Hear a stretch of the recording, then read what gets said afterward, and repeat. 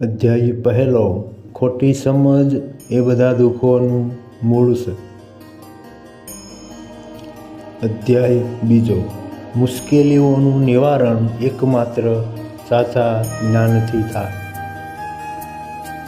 અધ્યાય ત્રીજો નિસ્વાર્થતા એ જ એકમાત્ર વિકાસ અને સમૃદ્ધિનો માર્ગ છે. અધ્યાય ચોથો દરેક કર્મ એ પોતાનામાં જ એક પ્રાર્થના છે. અધ્યાય પાંચમો વ્યક્તિત્વના અહંકારનો ત્યાગ કરો અને અનંતના આનંદમાં વિચરો. અધ્યાય છઠ્ઠો દરરોજ ઉચ્ચ ચેતના સાથે મનથી જોડાઓ. અધ્યાય સાતમો તમે જે શીખ્યા છો એનું પાલન કરો. અધ્યાય આઠમો તમારા પ્રયાસો સાતત્યથી ચાલુ રાખો.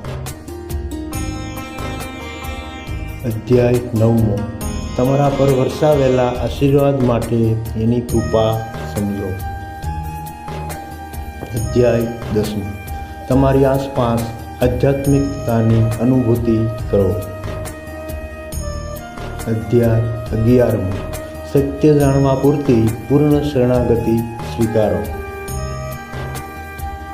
અધ્યાય બારમો તમારું મન ભગવાનની સાથે જોડાયેલું રાખો.